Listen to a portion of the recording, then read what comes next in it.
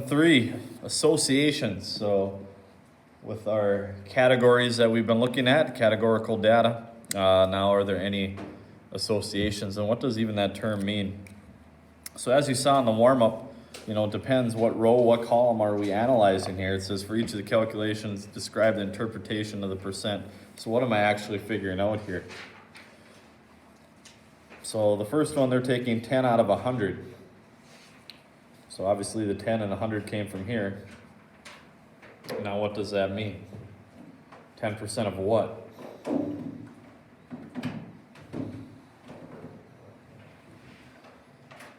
What do you think? 10% of? First takes and two. Yeah. So 10% of the people that prefer cake are left-handed. Now, how do I know the cake comes first?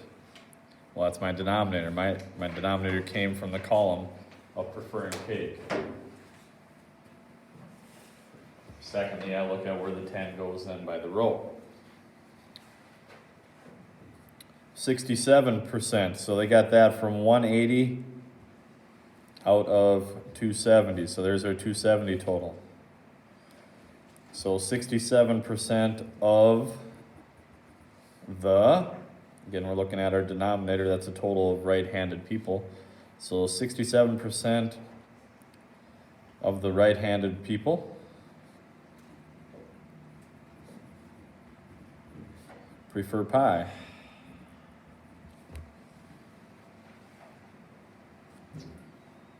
So why don't you see if you can get number 3, I'll give you a minute or so, then we'll discuss it.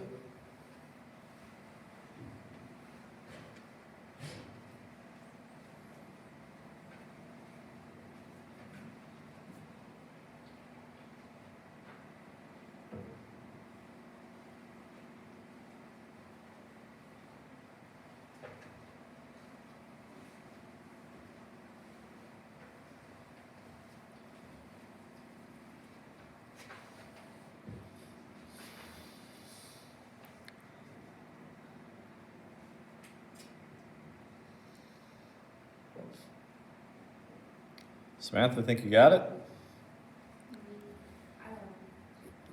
Where'd the 300 come from? Yeah, so that's the total people that we, there's no separate category here, it's just everybody. So 30% of the people surveyed. So where'd the 90 come from? Our right-handed that prefer cake. Our right-handed and prefer cake.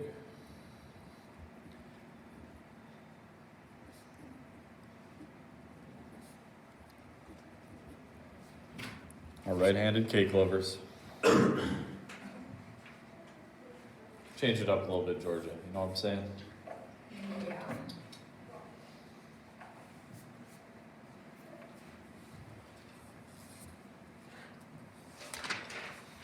All right, question 2. Samira, would you read that, please? The two-way table displays data about 55 different locations. Scientists have a list of possible chemicals that may influence the health of coral. They first look at how nitrate concentration might be related to coral health. The table displays the health of the coral, healthy or unhealthy, and nitrate concentration, low or high. Okay, A. Complete the two-way relative frequency table for the data in the two-way table in which the relative frequencies are based on the total in each column. All right, so they have 100% at the bottom here. That means they are going by columns, up and down. So that means the bottom number here, the 28, will be our denominator for this column, and 27 will be your denominator for this column. So healthy, low nitrates. How many did we have? We had 20 out of 28. If somebody wants to give me that percent. And we're going to go percent since they have percent with 100 in there. So 20 out of 28 and 8 out of 28, please, to the nearest percent.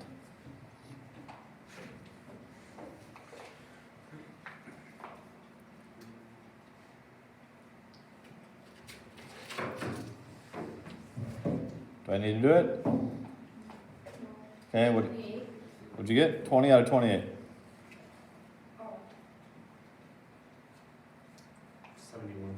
Thank you.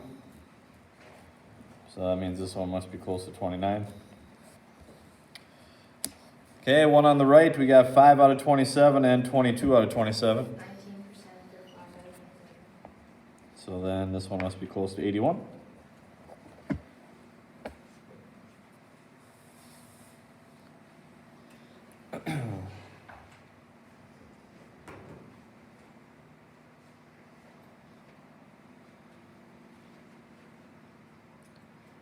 All right, when there is low nitrate concentration,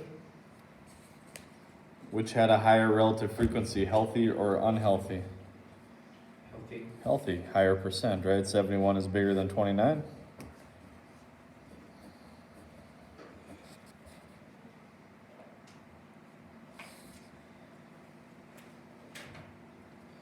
When there's a high nitrate level, healthy or unhealthy? Unhealthy.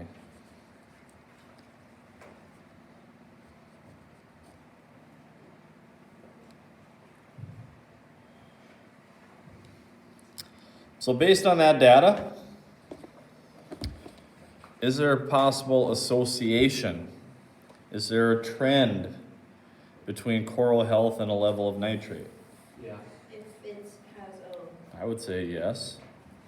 Now, why? Georgia, it sounds like you were going to answer that. Why? well, if it has a low nitrate concentration, it will be healthy coral, and if it has a low, then it would be unhealthy. So, Yeah, so what made it unhealthy? the high Yeah. concentration. So the higher nitrate concentration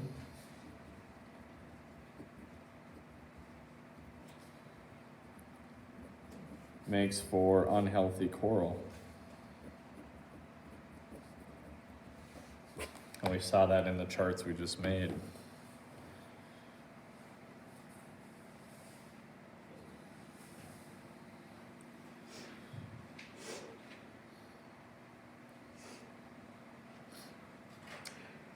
Okay, question E. The scientists next look at how silicon dioxide concentrations might be related to coral health. The relative frequencies based for the total of each column are shown in a table. Based on this, do you see a possible association between coral health? So is this one as obvious as the other one? No. Now, why would you say no on this one? Because the percentage are all like kind of close. Yeah, they're all kind of close, right? So it doesn't appear to be an association.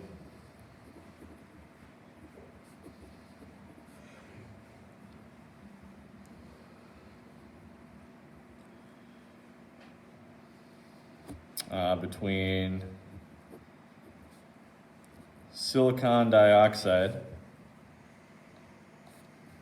impressed him, silicon dioxide and coral health. So if it's gonna be a Because they're all pretty similar. I mean, it's got to pop, right? It's got to pop at you. If it's close, I wouldn't assume anything that they're associated.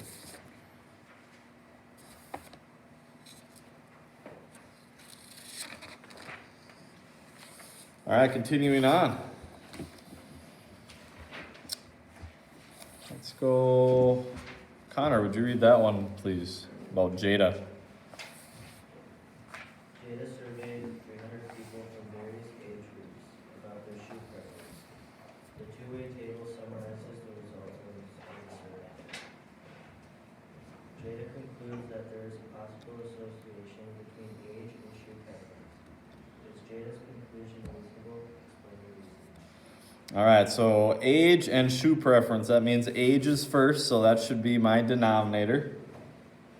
So the first one here, again, let's look at percents, because numbers can be deceiving based on how many people you surveyed.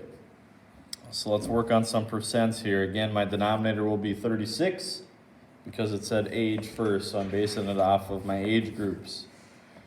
So it is 21 out of 36, 12 out of 36, and 3 out of 36. So somebody please give me those percents. 58.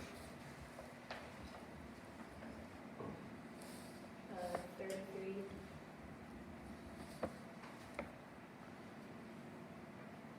And 0.08. That's 8% though. Okay. Again, it should be pretty close to 100, might not be exact due to rounding, but it's gotta be pretty close. Next one, largest, nope, not the largest group, second largest. 21 out of 108, Nancy, 48 out of 108, and 39 out of 108. 19, 44.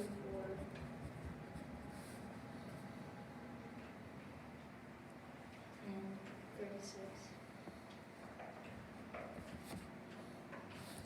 Last one, 15 out of 156, 54 out of 156, and 87 out of 156. About 10%.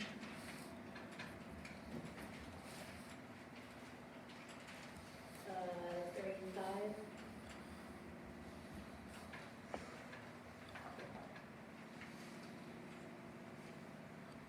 And 56.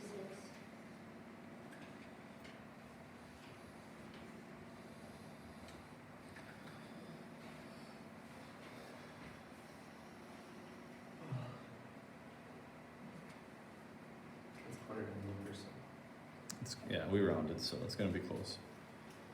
Usually between 99 and 101. So take a peek at that, see what you think of Jada's conclusion.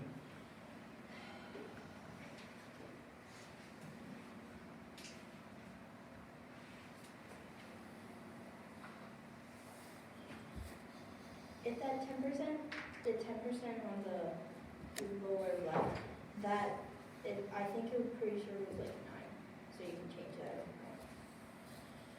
I just, cause it was like 9.6 or whatever, and I kind of like. I would round it up though.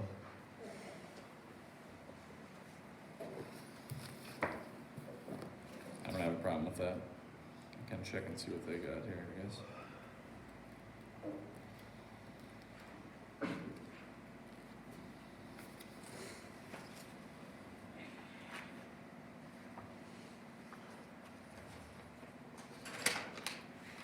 Yeah, it is 9.6.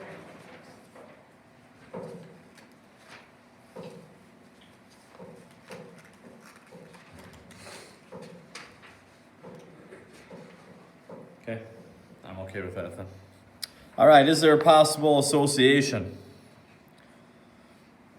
based on age and what shoes they like? The younger they are. I would say there seems to be. The 4 to 10-year-olds prefer sneakers, no laces. Makes sense. They probably don't want to worry about tying their shoes, right?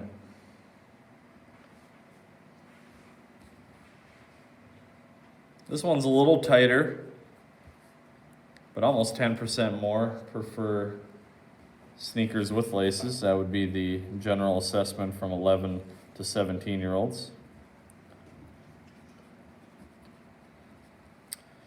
And 18 to 24-year-olds prefer shoes, but no sneakers.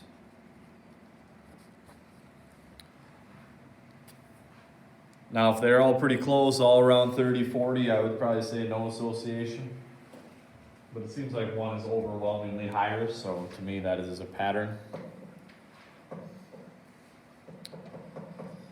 Okay, why don't you try number 3? The last one we're going to discuss. Again, the first thing I would do is come up with percents. So it is asking about dominant hand first, so dominant hand will be your denominator.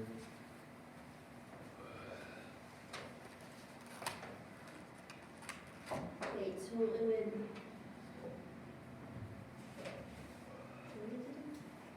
The dominant hand, so you do like 7. That is your denominator.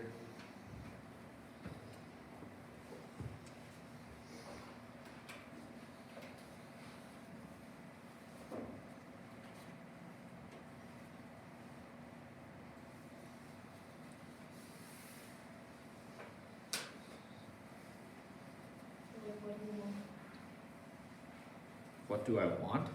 Like, what do you, Well, first I would do percents, and then I would answer the question if I think there's an association. But, like, what do you divide by? Well, Georgia, I wanted you to try it. I'm just confused so I can get the answer right. Well, then I can just tell you. Okay, so it says The right- dominant hand is our denominator. Here's our hands. So that means here's your denominator.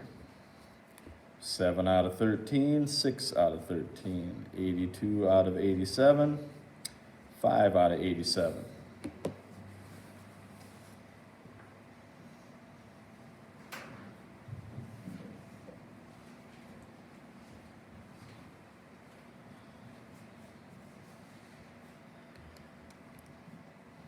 Seven out of 13 is 54%.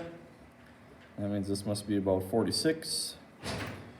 82 out of 87, 94%. And 6%. Okay, is there an association between being left-handed, right-handed, and pen or pencil? Well, let's look at left-handed first. Is there an overwhelming response? Would you say 54 is drastically more than 46? Kind of your interpretation here. Would you say that's going to continue? Now, there was only 13 people. Now, why is that? Well, there's probably less left-handed people in the world as well. So I would take either one probably on this one. If you think that shows a trend, that shows an association, say that. A majority of left-handed people prefer a pen. This one, I don't think there's any argument. Overwhelmingly, if you're right-handed, you prefer a pen. That is the association.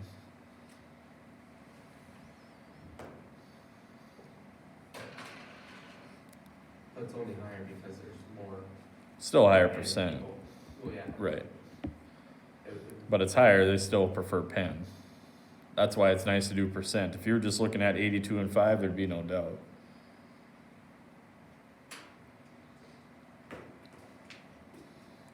That's why it's nice to look at the percent, because then it doesn't matter how many people were surveyed. All right, well, that is it for new material. We're not going to do the number 3 or make up our own data. They do have a couple more examples on page 33 there that is good to look at. Gives you the definition of an association as well. So your assignment, again, it's spread out over quite a few pages there. Just 6 questions from 35 through 39.